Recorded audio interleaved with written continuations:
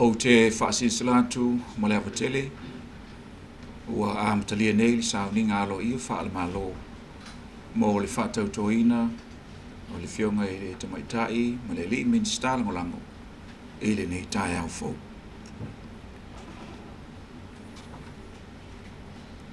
O lea ua pau le poini i sae.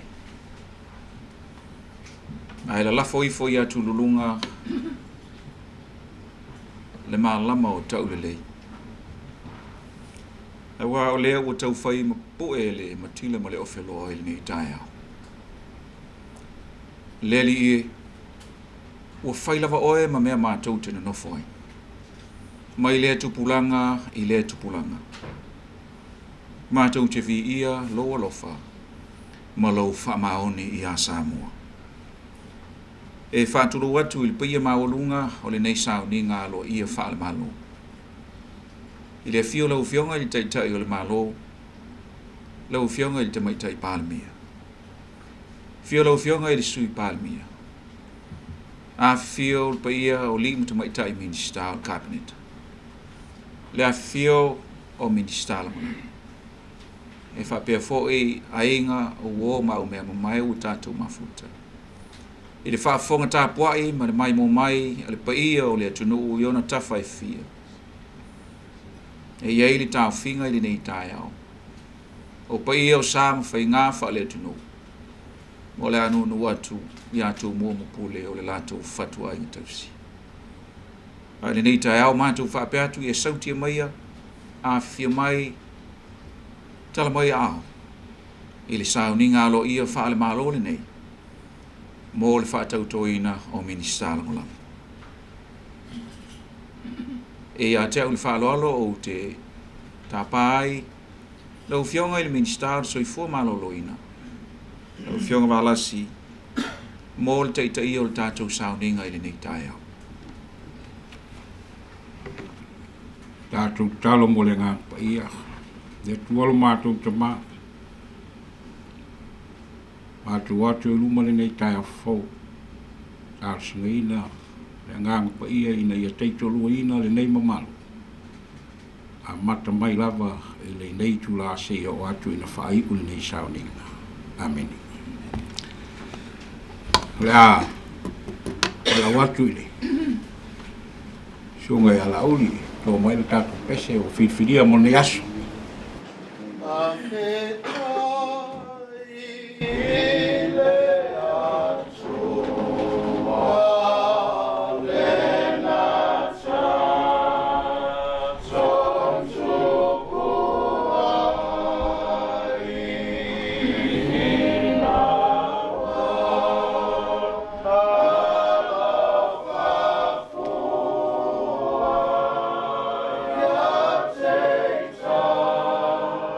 Oh,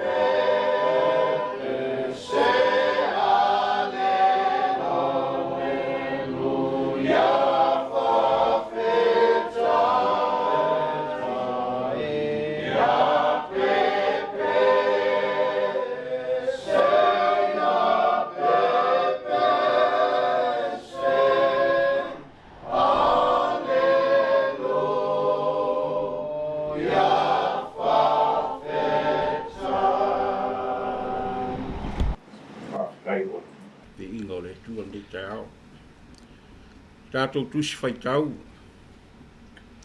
O maua lea le luka, lona whai upu e sifulu ono. Te ia whaangata mai le lua sifulu. Whaitauina le awhiong pa ia le tua. O le whalongo ia te o tau, ua whalongo o ia te au. O le whaalea o ngā ia te o tau, ua ia whaalea o ngā ia te au. O le whaalea o ngā fo ia te au, ua ia whaalea o ngā i lena awina mai au. Ua toi fo i mai, le toa fitunga fulu, ma le oli oli, ua whape mai, le li e, ua usi usta i mai te moni ia te i matau. Ona o lau swafa. Ua whetelai atu o ia te i lato. Na o iloa satani ua pa mai le langi pei o le wila. Whauta, o te whaai ia te o tau le pule e soli ai ngata ma a karava. Ma le malo si uma o le fili.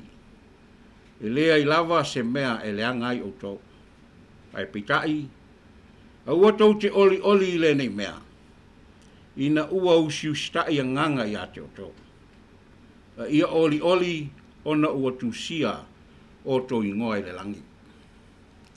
Ia whamanuia le tua i le whaitawina o le rāwhiong pa ia. O le au tū o le tusi whaitawaso o le kārsia me tisi. O loo iai i le nei aso o loo whapea. E sili o naonga le taui o le tangata e whaalongo i le upu ai le rii, ai le ustai. E sili o naonga le taui o le tangata e whaalongo i le upu ai le rii, ai le ustai. Pei ona iai le tusi whaitau i le nei tai au. Lau tau mwhaisi na upu pupu lava. E pei ona iai le tātou whamoe moe le so. Whamoe moe le so o le whaa tautoina. O nisi li i matamaitai. Whai pule perisunga i ato mata. Ia mai se foi le li whai pule foi sala. Mai na wina i Yesu le toa fitunga fulu e tala i atu le tala i le malo le tua. Watu ina atu foi i ai e Yesu le pule. La tau te pule ai i a satani. Pei ona moli mau le sulu walu ma le sulu iwa le tusi whaitau sa whaitau. Na o iloa satani ua pa mai le langi pei o le wila, whauta. O te whaai a te o tau le pule e soli ai ngata ma a karava. Ma le malosi o le fili. O le ata manino le nā i ti ngā mawhaingata o le ola. E o iai le au auna o filifilia. Le tangata ua wala awina mo le whaiva wha au auna. Le tautua se ia momoli atu le mau o le galuega whaola nganga e mamawhatu le avenga. Wa e leo se pale li a le sataulo.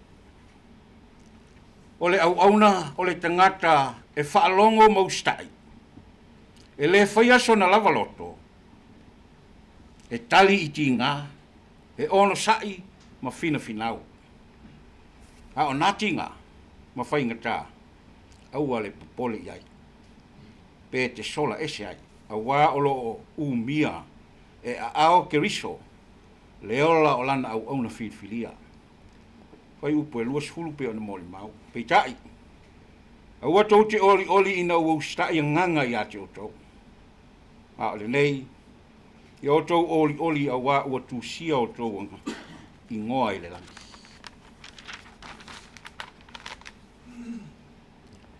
Wana ole nganga lava ole atua tātou te mawhai ai so se mea. Ona whai. Ai le o se tātou malosi. E pei on mōli mau fo'i. Le tusi e sakalia, mata upo e whāron whai upu mua mua o le ono. I le whaalinga na waaia e sakalia. Sa fesili sakalia le angelu, la e le winga o ia mea. Pai mai le angelu. Alu e tau i aseru papelu, ma le nuo Israelu. e le o le fitafita, e le o le malosi, a o le nganga o le atua, tatu ainga. O le nganga na o le aso po le au le aso. O lau filifilia, e au na i le atunuu, e le whaingofi. E te tali i ti ngāma e ono sai, i so se mea. Wale me moni lea e toi wha manatu, le tātou wasa asa i whaingatā ma whita. Aia, sa mālo le nganga o le atua sa musuina. Fionga i le taitai le tamaitai Palemia, sui Palemia ma le malu i kātou Kapeneta. Lea lava ua tātou tini ai wha moe ngale lei. Le so, le sunga i ato mata ma fuisala, filifilia o lua. Pe ona iai le tō whae te maitai Palemia, mai se sui Palemia, Kapeneta. Ia mai se fo inisi tō whinga o le lua wala winga. Ia whaafoe le nganga o le toa. Pe ona mōli mau le angelu, ta watu ia seru papel. E leo le fitifita po o se malosi. A o le nganga o le toa. Le nganga na o le toa sa whaafoe el sa walinga. Le tātou waenga whaupwhai, ia mai se fo ili tau seina. Lea lava ua tātou tini ai i whaamoe meo le so. Whaamanuia le tua nei aso. Ia alofa le tua. Pui le soifua mo le ola. Ia mai se le anga atu inisi fuafuanga o le tātou mālo. Tātou talo. Whai mai le whai salamo tā vita. E ale tū lapa. Lau fionga le tua. O lea tua lava e tū mau. Mai lava i lea tū pulanga. O lau alofa i lau tausinga i Samoa. Ai mai se lau whainga mālo filifilia. Mātou te moli atu le nganga whaafitai. Mātou whailoa i le so whaapitoa ono nisi o whaamoemoenga. Le vala uina sunga i ato mata. Mai se le fionga i a foisala. A wā nisi Tiute whaapopo. Pei ona vala uina ai. Mātou talo le tua. Au maia lo whaapalepale. Au maia lo malosi. Au maia lo poto mo lo tomai. Pei ona ole atu Solomona i le poto. A wāwhainga filifilinga sao. Ma le amiton. Lea la mātou talo nei tai. Fōa i le poto ma le atamai le matai Palemia. Le tō whāma mau. Le whaututanga. Au wā whainga filifilinga. I tō whinga. Ai mai se lava so se mea. Au wā le mātou wanga atu i luma. I sai li ringa o le malo. O a ili tō wha i sui Palemia, Kapeneta, MINISITΑ LAGOLAGO ai mai se mātou umalawa. E o lawa i whaurulunga o le malo i Matāgaluega SS. E tua whaafitai. Lofa mai. O a ili tō mai i a lātou o loo tauina o le mata palima ai mai se foi le mātou whalongo i so se mea. I a lātou tala, tusia, matala ave, mai tu tono le nei Kapeneta, ma le nei wha le so, i le media, ia wha manuia i lato. Mātu te tono lea le to. O le so i le ulfafo ma le ulfale, ia e lofa whatasi mai. Wha mangalo i mātou, le ai ase mea mātou te sanga tono ai i le telo fuafuanga, ia isi se o taitai. Mātou wala au lau fio wha mangalo mai. Sauina i mātou i le totu pa ia o Iesu te visu. Mātou te ola ma manu i hati. Lofa mai le nei aso mwha moemoenga le ulfafo ma le ulfale. Mai se fuafuanga uma ia whaatini, fuafuanga uma le manu ia. Ai vi ia lao fio. Alofa fo i le fontanga al Kapeneta i toi tula o te toi le nei aso. Ia maua pele to wha ma le whaututanga. Whai a filifilinga a mi o tonu ma le tonu mai lao fio. O le almatou talo whaamanuia fo i ofisa. Mai se whaululunga mo tā galuega mo le whaafoina o galuega uma. Tua i ai le malo i so se mea. Mātou talo lea ala atu lou swafa Iesu. Amen. No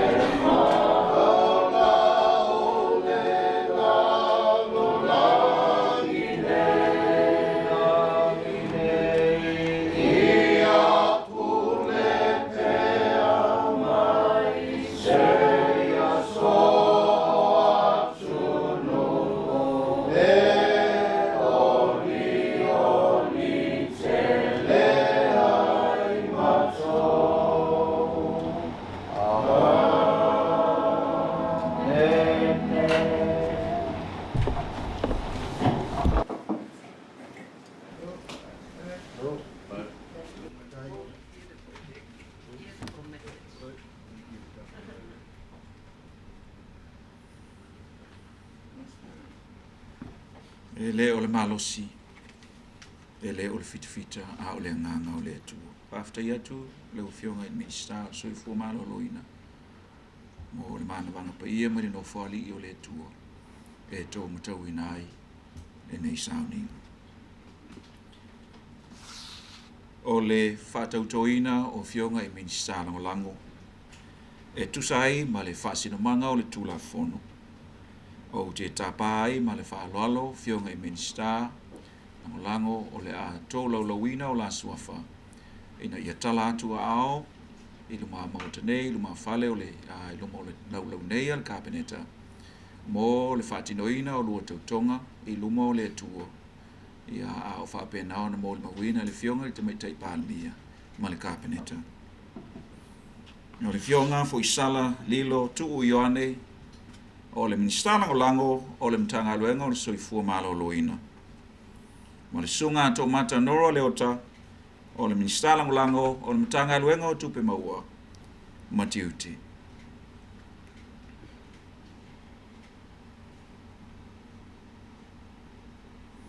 O lua au tamatau i le fionga le atua o na sao no lea i mo le lua tautonga. Sao noa. Wa au te o matanora le ota. O te tautua i le atua e ona le malosi malawa. O tautua pa maoni. Malotu to tasi o Samoa. I te sarai matula fono i le umia ai o tofi o Lamo. E soan mai le atua i atea. Sai ni o lua tautonga pa o mole.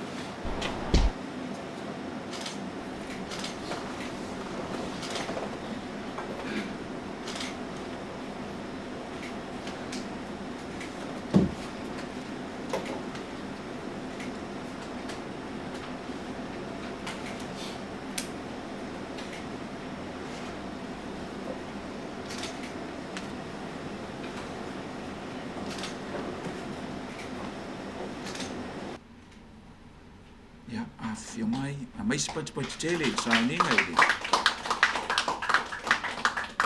Ya, tala mai o lua ao.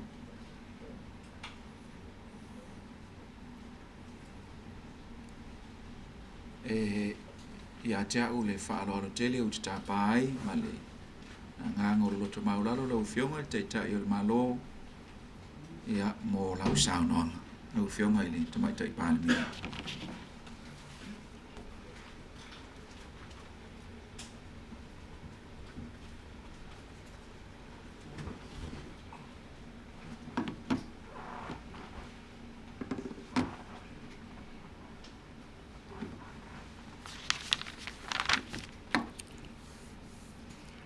Ia pi ama se langona i nei tai au i le taulanga si tia. Saunia le taitai o Sauniga le fionga i le MINISITΑ Soifua Mālōlōina. Mai ele mawhai ona whaiti tia le anganga o le whaftai, ona o le alofa, ma le anga le lei tū mau o le ri. Ia ai mai se o le taimuaina o le tātou galuega o le taʻitaʻia lea o le tātou faiga mālō. O le masina lenei o Iulai atoa ai le tausaga talu ona pale mai e le tātou faiga mālō fou. Mai o avanoa foʻi faapenei e tātou te toe taumanatu ai i le tātou faiga malaga sa tauasa mai. Mai e avea foʻi ia le faatautoina ma faaupopo mai le auvaa ia fionga i MINISITΑ Lagolago. Ia tatou te mafaufauina ai foʻi ia tapenapenaga ma le faamoemoe ma fuafuaga mo le agaʻi atu mo le lumanaʻi i lenei nofoaʻiga. O le nei taeao i le whaatautoina o fionga i whaipule, le sunga i atomata, ma le fionga i a foisala. Ua whaupopo ina ai le tātou au wā. Ai mai se o le galuega whaapule whaatonu. O le vasenga o tātou MINISITALagolago, ia e sa vea tu vai lua. I o lātou tofi wha MINISITΑ LAGOLAGO. Ia e whapena o na ngalulue ma le Kapeneta i le galuega whaapule whaatonu po le executive. E whapena fo i ona tau aveina o lātou Tiute whawhaipule. E ala lea i komiti o le palimene o lo whapena o na tofia iai i lātou. O le whesota inga o le galuega whawhaipule, ma le galuega whaapule whaatonu. O se tūlanga e au ngālea mo so se whaipule. Awa e whapena i a tafa o le tātou galuega. E iei o tātou tofinga e patino i le galuega whapalemene. Ia a iei fo i le taimi o le wala awina mo le galuega whaapule whaatonu. Mai o te manatu i le Soifua Mālōlōina, ma le wala awina o tātou ia tofinga. Ia e avea ia le tofinga o le MINISITΑ LAGOLAGO. E whapena o na mawhai ai o na whaatino i a tafa i e lua i se nofua inga e tasi. Mai o te whamalo atu e lua fionga, e tu sai ma le Sauniga nei tai au ma le wala awina mo le galuega. O e au na whasisila atu e ui o lea ua manino le porkalame ia Matāgaluega ua whapea o na tofia iai e lua fionga. Ia ai au i le tūlanga wha palimia o na o whalau te leina atu. E iei nisi o tātou Matāgaluega e tele o na matawhaioi. Mai whapena fo i Matāgaluega nei e lua o le Soifua Mālōlōina, mai le Matāgaluega o Tiute ma Tupe Maua. O lausunga tō mata, i le feelinga fo i le Kapeneta ia ma se tuwalalo mai le fionga i le sui palimia. O le manino o lana Matāgaluega e lua vaenga maoti o loa iai. O le vaenga o Tiute ia whapea le vaenga o Tupe Maua. Ma o iei se fina ngalo e mo o mia le lagolago o le fionga i le sui MINISITA i le vaenga o Tupe Maua o revenues. O le fionga i le li whaipule foi sala e whapena fo i le tātou Matāgaluega o le Soifua Mālōlōina. O se Matāgaluega o se tasi le nei o Matāgaluega o loo masaa iai le tele o le tamau ainga mo le au nanga. Mai te tau le tala whiangai au a le Soifua Mālōlōina o le tulu. Ai ei fo i so se vaenga tumaoti po se sekta e whai o Matāgaluega mai tūtino Fa'alemālō. Ai ei fo i vaenga tumaoti o le atunu o lo whapena o na ngalulue i ia vaenga tumaoti. Ma wai ei fo i se finangalo le fionga i le li MINISITA ma whaaso ai le tātou Kapeneta. O lesi le i tū tāua o le au nanga wha Soifua Mālōlōina. O le wha maupopo ina mai o wha lapo pitonga. Mai tūtino tū maoti to tonu o tūlanga wha Soifua Mālōlōina. Ma o le tū lea e mo mi ai e le fionga i le MINISITA. Le galuega lagolago o lau fionga i le ali whaipule. O te fia vea fo ile nei awanoa o tātou manatunatu whaatasi le tātou whainga malanga. I le tauasa mai o le whaamoemoe o ila ua nei ua whaatautoina i le wala uina i le tofinga o le MINISITΑ LAGOLAGO. O lau fionga tō mata. Ai mai tauina o lau malanga. O se malanga i whita. Le tau mawhai mai o le tofi o le itu malo.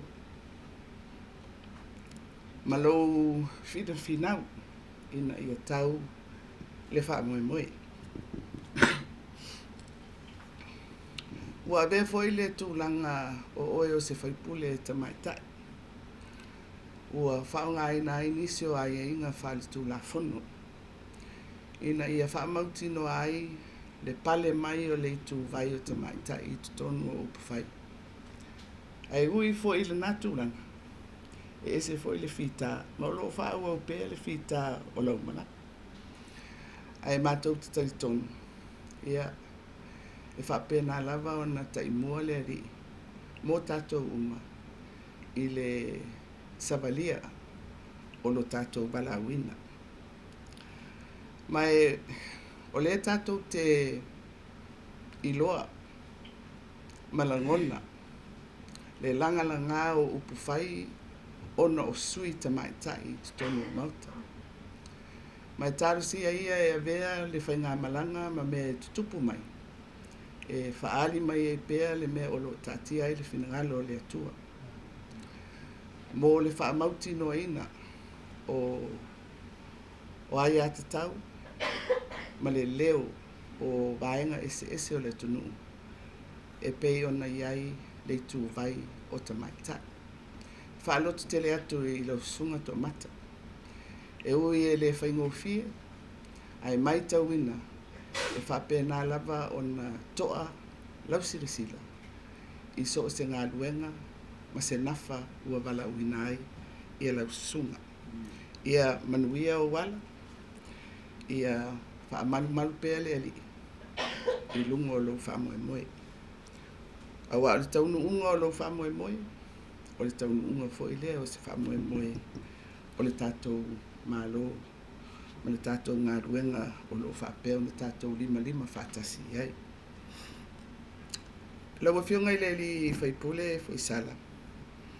Ia, ma whau fo i le whainga malanga lau whionga i le li whaipule. A tonu fo i e tūlanga ese, ia lo wala auina. Ona o le amia e le atua o lana au auna. O le Samoa i le tofi i le nofo inga le nei. Mātou te leilo fo i sala pe o sau whamoe moe lea sa e mā natu ia i le tofi whaipulu. Ai tātou te ilo uma i le tātou lava a whainga malanga teito tasi. O le taimi o le ri. Ia na te whaasino mo i tātou. Mai whapena fo i le langona mo le pale mai o lau whionga i le li whaipule. Ma le mātou te talo. Ia so o le whau ma le whau. Ia pa u se toa. Ai tu mai se toa. Ia whai ua tuaisa mātou whaamatalanga. E toe pi i ama i le whaamanuianga a le tātou taitai le nei tai au. Ia whaamanuia le atua i lo o lua wala awina. Soifua mai manuia. Ia o le ua o le tano i le whionga i taitai o le malo, whionga i le tamaitai pālemia. Ia i hei fo i le talitonunga ia o le ua tōl na tū pālepala. Ia awa lolo tō whinga i le pale mai, o lau sunga leo a tōmata, ia whape fo i mele ua whionga fo i sala, mo tō whinga o MINISITΑ LAGOLAGO. Ia mai o le fo ua whai inai ma le Sauniga Fa'alemālō i le nei tai au. Ia, whai misui o le whionga i le taitai o le mālō, ma le awhiotu o le Kapeneta, whaaftai atu, ia i le talamai o au, ia i le awhiotu fo i o MINISITΑ LAGOLAGO, ia misi fo i ainga uo mai maasani le whaafonga tāpo i mai o le pai o le tunoo, ia mātou whaamni atu, anga le leile tua i le amatanga o le nei aso, a wale tia whi au mga ruenga, mo lau tō tofi mai le tua i le nei aso, i le nganga o le whaaloalo, whaaftai tele.